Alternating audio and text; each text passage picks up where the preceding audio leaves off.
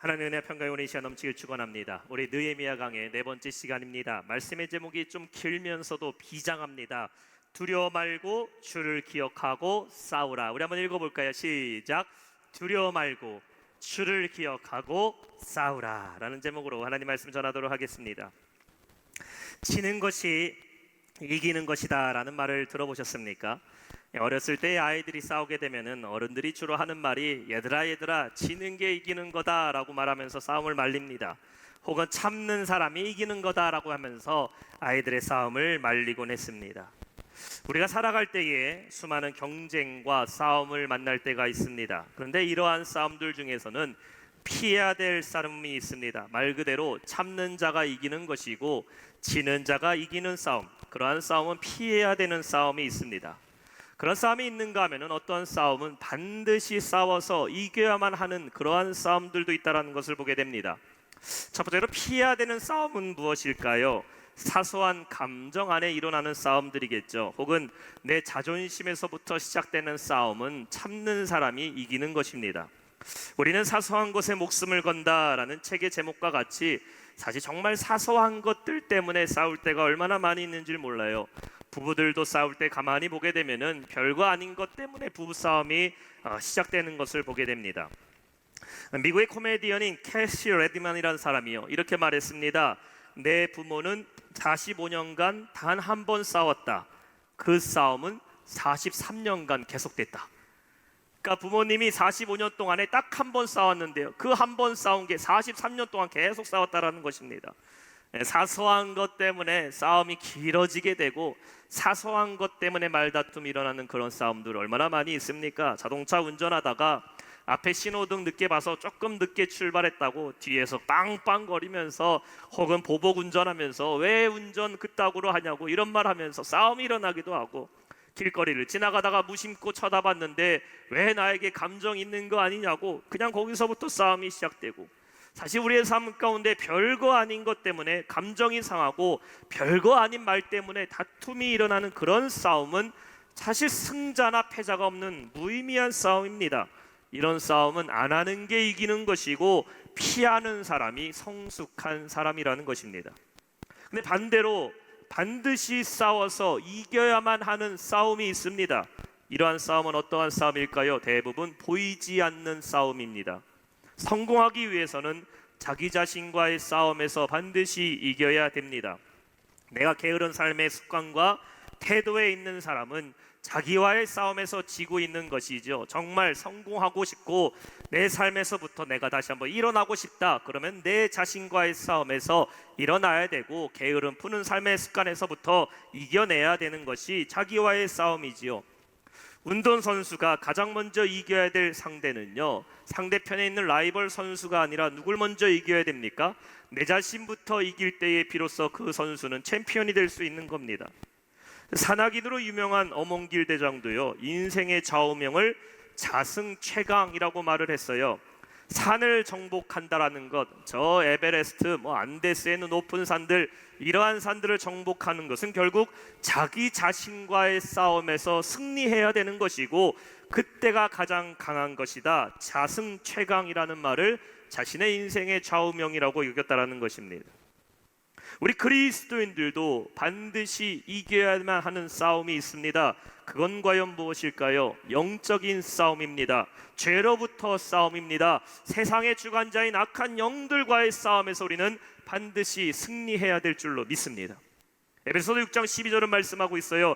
우리의 씨름은 혈과 육을 상대하는 것이 아니요 통치자들과 권세자들과 이 어둠의 세상 주관자들과 하늘에 있는 악한 영들을 상대하여 싸우는 것이다 라고 말씀하고 있습니다.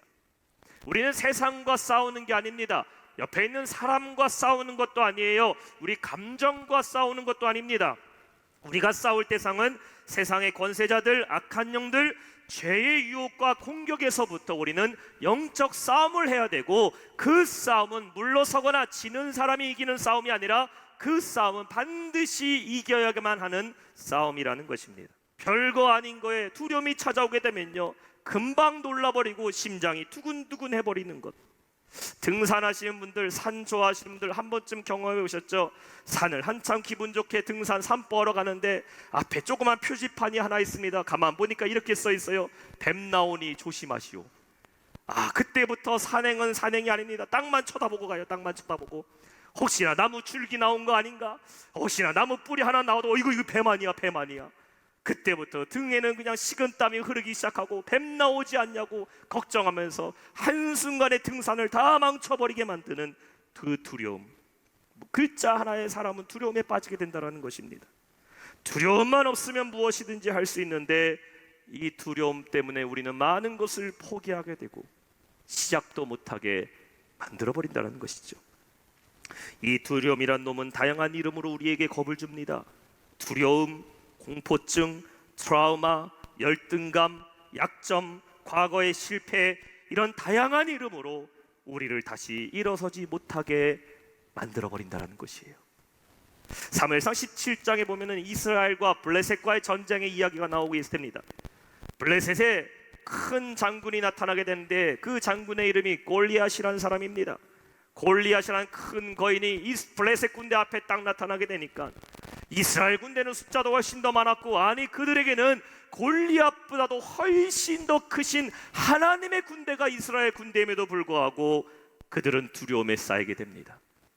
골리앗 앞에 이스라엘 군대는 두려움에 쌓이게 되니 그 앞에서 오합지졸 사시나무 떨듯이 아무것도 하지 않고 두려워하기만 했다는 것이에요. 왜냐하면 두려워하는 이들에게 골리앗은 어떤 상대입니까? 이기기에는 너무 큰 상대로 보였다는 것입니다. 이걸 영어로 too big to win, 너무 크기 때문에 이길 수가 없었다라는 겁니다. 그때 목동이었던 작은 소년 다윗이 등장하게 됩니다. 두려움이 없던 다윗, 그 안에 담대함이 있었던 다윗은 그 큰 골리앗을 보면서 뭐라고 얘기합니까? too big to miss, 너무 크기 때문에 아무데나 던져도 맞을 수 있다. 너무 크기 때문에 내가 돌만 던지면 저 골리앗 쓰러뜨릴 수 있다. 두려움이 없는 자에게는요, 크면 클수록 이길 수 있는 담대함이 있었다라는 것이에요.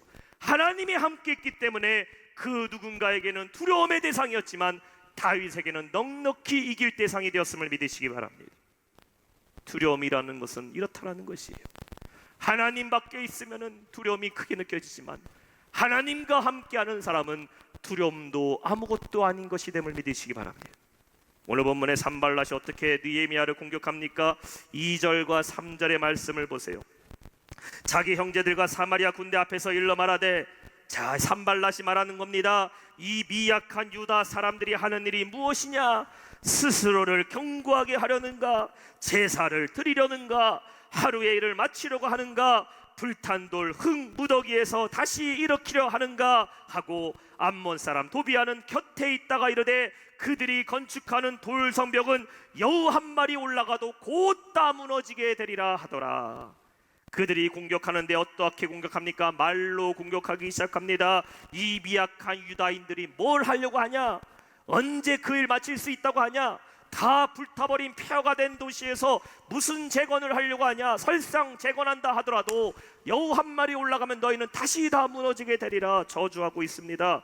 3절 마지막에 말하잖아요. 결국 다시 무너지리라. 그들은 절망의 말로 백성들에게 두려움을 심겨주고 있습니다. 여러분, 우리 인생도 마찬가지입니다. 내 안에 회복을 꿈꾸고 있어요. 하나님의 비전과 소망이 있습니다. 그리고 그것을 바라보고 나아갈 때에 여러분 주변에 낙심의 말들이 들려올 때가 있다는 것이에요.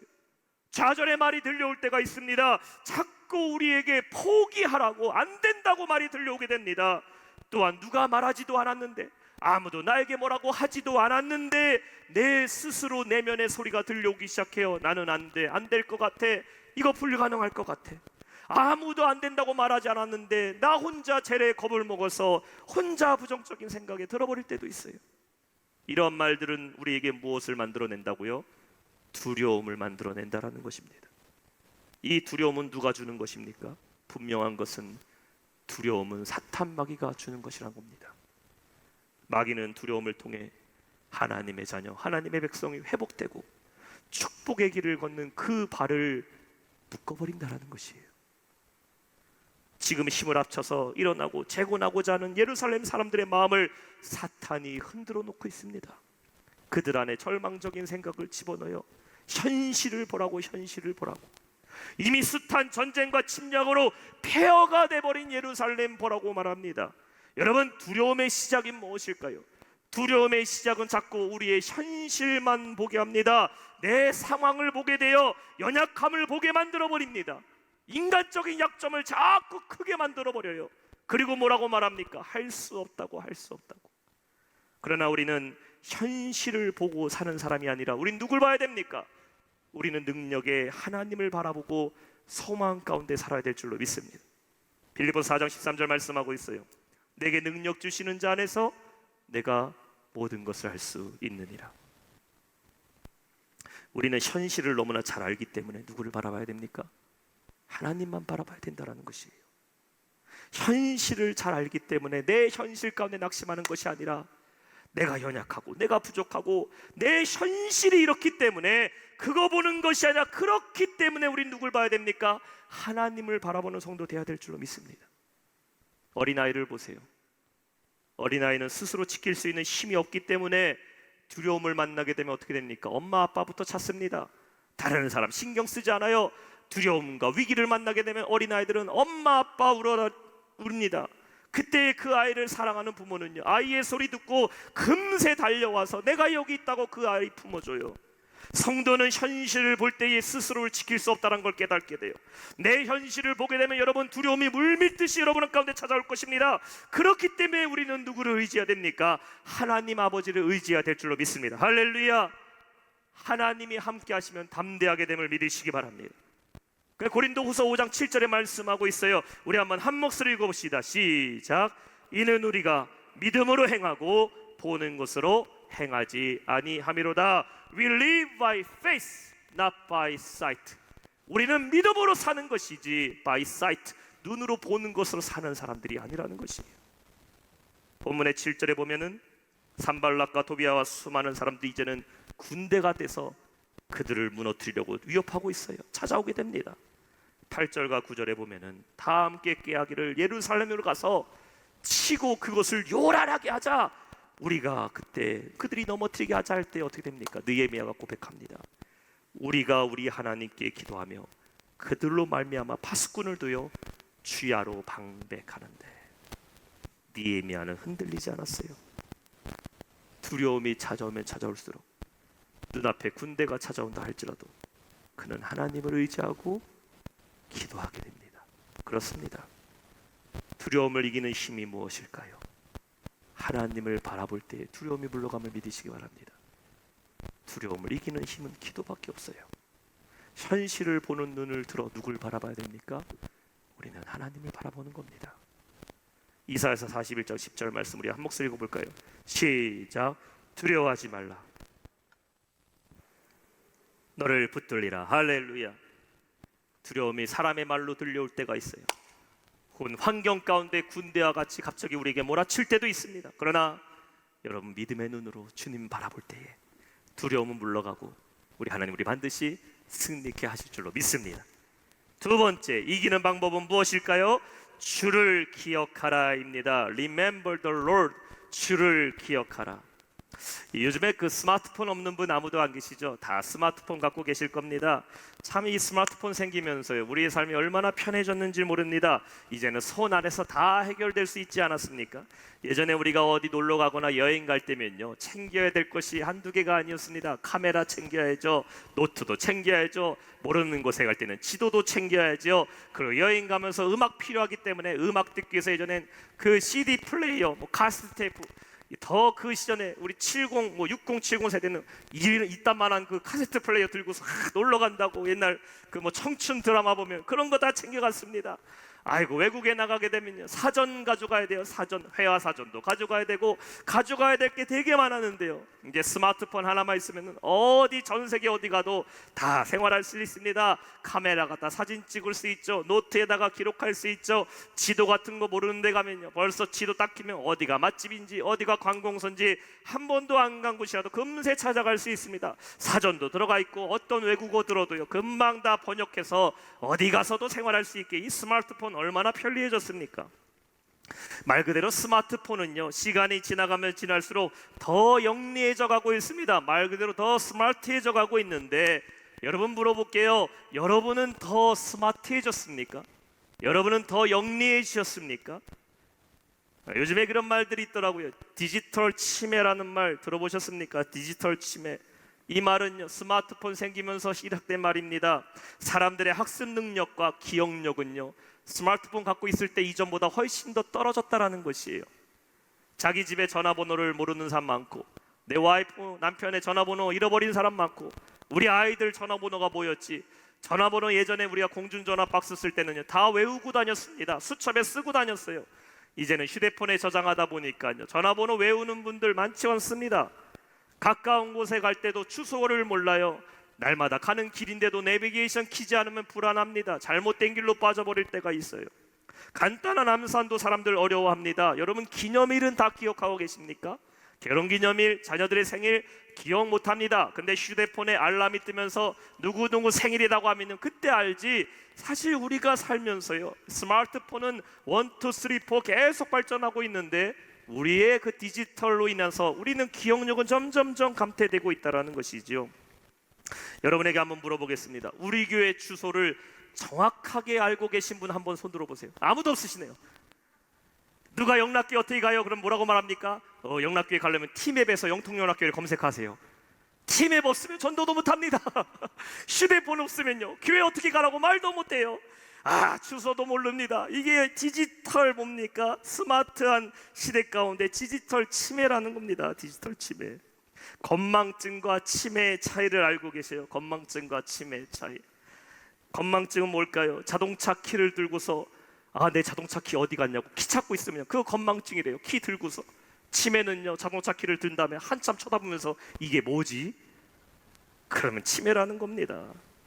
기억해야 될 것을 기억하지 않고 살아가는 것, 알고 있어야 함에도 알 것을 모르고 살아가는 것, 위험한 거죠. 위험한 것. 그런데 우리가 다른 것은 기억하지 못해도, 우리 교회 주소는 정확하게 기억하지 못해도 우리가 반드시 기억해야 되는 것이 있습니다. 남편과 아내의 전화번호는 기억하지 못해도 반드시 우리가 잊지 말고 날마다 생각하고 기억해야 하는 것이 있는데, 그것이 무엇일까요? 바로 우리 하나님은 위대하시고 크신 하나님이란 것은 날마다 기억하시기를 축원합니다. 14절에 느헤미야는 백성들에게 말하고 있어요. 지극히 크고 두려우신 주를 기억하라. Remember the Lord who is great and awesome. 기억해라. 우리 하나님은 great, 크고 awesome, 위대하신 하나님이시다. 영적인 공격이 찾아올 때에, 시험과 낙심이 몰려올 때에 여러분, 우리가 이길 수 있는 무기가 있어요. 그것은 무엇입니까? 바로 능력의 하나님이 나의 하나님이라는 사실을 기억하시기를 바랍니다. 최후의 승리자는 누구일까요? 바로 하나님이시란 그 사실을 우리는 기억해야 된다는 것입니다. 4절과 5절은 느헤미야가 하나님께 기도하는 내용이에요. 우리 하나님이여 들으시옵소서. 우리가 업신여김을 당하나이다.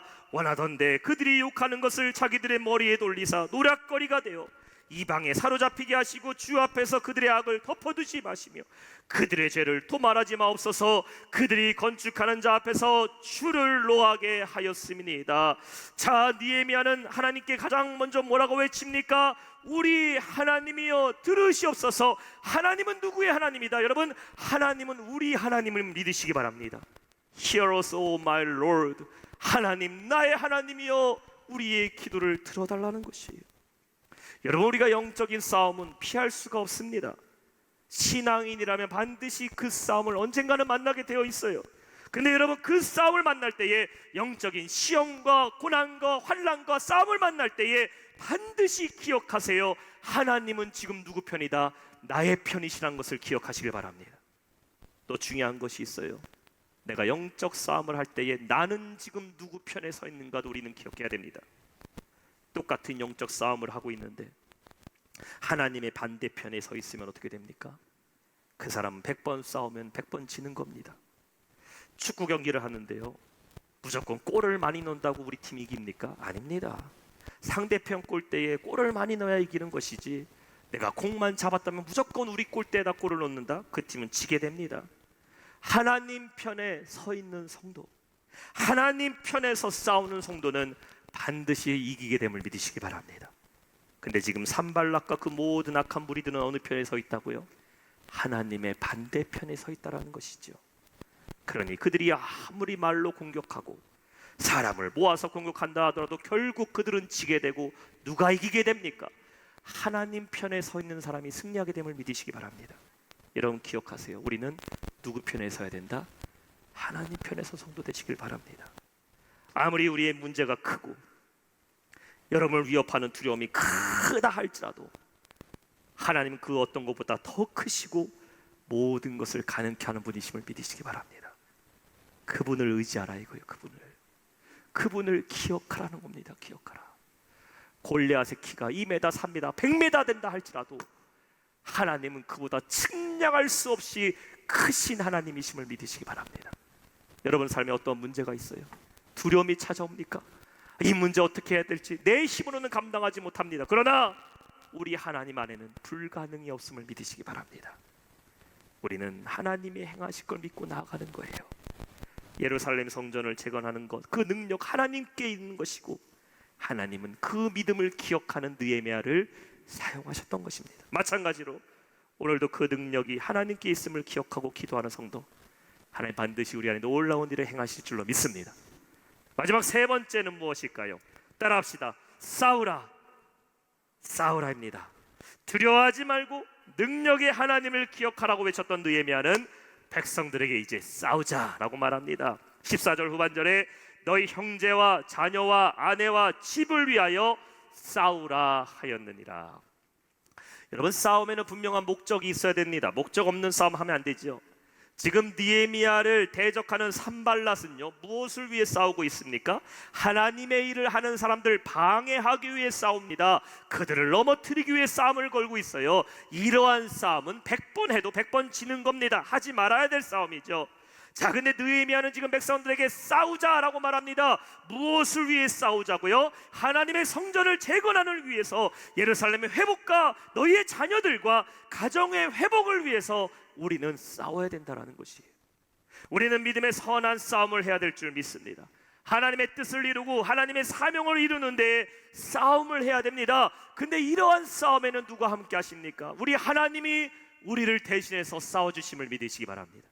오늘 성경 4장 20절 말씀을 보세요. 너희는 어디서든지 나팔 소리를 듣거든 그리로 모여 우리에게로 나오라. 그 다음에 말합니다. 우리 하나님이 우리를 위하여 싸우시리라 하였느니라. 믿음의 외로운 싸움을 하는 성도들이 계시죠. 신앙의 싸움, 연단의 싸움, 내적으로 외적으로 밀려오는 여러 어려움 속에서도 내가 끝까지 믿음을 지키고 있는 성도들 계십니다. 신앙도 지키고 있어요. 믿지 않는 가정 가운데 홀로 신앙생활하며 그 믿음을 지키고 있는 성도 있습니다. 꿈과 소망 붙들고서 암흑적인 삶의 환경이지만 그래도 하나님 붙잡아 주실 걸 믿고 믿음으로 싸우고 있는 성도들이 계셔요. 영적으로 혼탁한 이 세상 가운데서 죄와 싸우고 세상과 타협하지 않는 내 신앙 지키기 위해서 싸우고 계신 성도님들 계십니다. 근데 여러분 기억하세요. 그 싸움 여러분 혼자 하고 있는 건 아닙니다. 우리 하나님이 여러분과 함께 싸우고 계심을 믿으시기 바랍니다. 하나님이 함께 싸우신다라는 거예요. 하나님이 어떻게 우리와 싸우십니까? 우리는 그냥 가만히 있고 하나님이 알아서 해줄게 이게 아닙니다. 하나님은 우리에게 용기를 주셔요. 강한 용사로 세워주십니다. 믿음을 주십니다. 소망 갖게 하십니다. 성도를 영적으로 부장케 하시고 성령 충만해서 어떠한 대적이 몰려온다 할지라도 멈추지 말고 끝까지 전진하며 그 일을 완수하게 하심을 믿으시기 바랍니다. 느헤미야는 백성들에게 말하고 있어요. 한 손에는 일을 하는 쟁기를 들고 한 손에는 병기를 들라라고 명령합니다. 17절 말씀 보세요. 성전을 건축하는 자와 짐을 나르는 자는 다 각각 한 손으로는 일을 하고 한 손으로는 병기를 잡았는데, 양손으로 건물을 세우는 것도 힘듭니다. 양손으로 병기를 들고 밀려오는 적을 싸우는 것도 힘든 겁니다. 목숨 걸고 싸워야 돼요. 근데 말합니다. 한 손으로는 성전을 세우고 한 손으로는 적과 대적하여 싸우라. 우리가 세상 가운데 믿음의 싸움을 할 때도 이와 같습니다. 한 손에는 우리는 복음을 들어야 돼요. 믿음 갖고 있어야 돼요. 그리고 한 손에는 사명 붙잡고 우리는 믿음의 선한 싸움 해야 될 줄로 믿습니다. 주님의 일을 하면서 세상 일까지 다 감당하는 것 힘에 겹습니다. 너무나 힘이 들어요.